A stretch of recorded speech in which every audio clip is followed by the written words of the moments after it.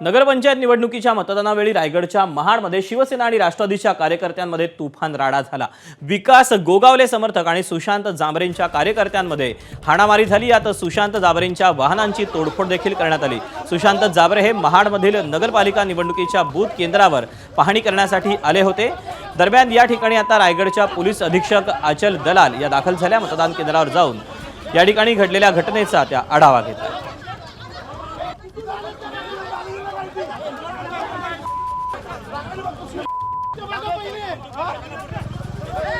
महाडमधला जो राडा आपण म्हणतो, जी हाणामारी झालेली आहे, त्याची भरतशेठ गोगावलेंची किंवा विकासची देखील बाजू ऐकून घेणं गरजेचं आहे।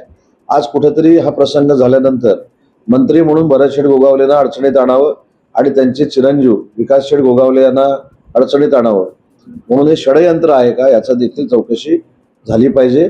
पोलिसांनी निपक्षपातीपणे याची चौकशी केली पाहिजे। दरम्यान यावर विकास गोगावलेंची प्रतिक्रिया आली, ते काय म्हणतात आपण तेही पाहूया।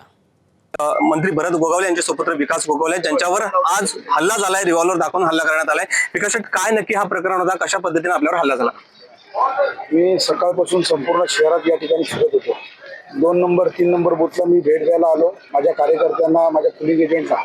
त्यावेळेला मी माझ्या कार्यालयाकडे पायी जात होतो आणि माझं पलीकडे या ठिकाणी कार्यालय पक्षाचं, तिथं जात असताना एक फॉर्च्युनर, 2 इनोवा आणि स्कॉर्पिओ इथनं काही अज्ञात पोरं या ठिकाणी उतरले आणि तिथून माझ्यावरती रिव्हॉल्वर उभारायचं एका कोणीतरी तिथल्या व्यक्तीने या ठिकाणी काम केलं आणि ते रिव्हॉल्वर उभारत असताना माझ्या कार्यकर्त्याने ते बघितलं, माझ्या अंगरक्षकाने ते बघितलं आणि त्यावेळेला माझ्या कार्यकर्ता माझ्या पुढे येऊन ती रिव्हॉल्वर त्यांच्यावर हिसकून घेतली आणि पोलिसांनी माझ्या अंगरक्षकाने मला बाजूला केलं आणि तेवढ्यात त्यांनी स्टंपचा या ठिकाणी हल्ला करायचा प्रयत्न केला गाडीतनं।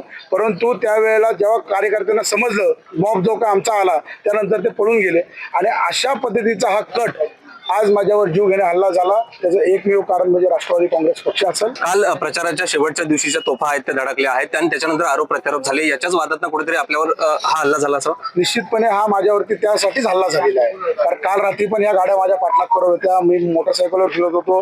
आज सकाळपासून पण या गाड्या माझ्या पाठलाग करतात, मी मोटरसायकलवरच फिरत असताना काही हरकत नाहीये। प्रत्येकाची वेळ आणि काळ येते आणि तो ईश्वर या ठिकाणी बघतोय। हे या रिव्हॉल्वर माझं नक्की कोणाचं लायसन आहे किंवा कोणाच्या नावावर ही रिव्हॉल्वर? मलाही माहिती नाही ही रिव्हॉल्वर कोणाची आहे किंवा कोणाचं लायसन आहे, परंतु ही रिव्हॉल्वर ज्याची कोणाची असेल, अजून एक बंदूक सापडलेली आहे असं पोलिसांचं म्हणणं आहे। आणि अशा पद्धतीने इलेक्शन मध्ये तुम्ही रिव्हॉल्वर, हॉकी स्टिक, स्टंप हे कशा करता, हे कोणाला दाखवणं करता?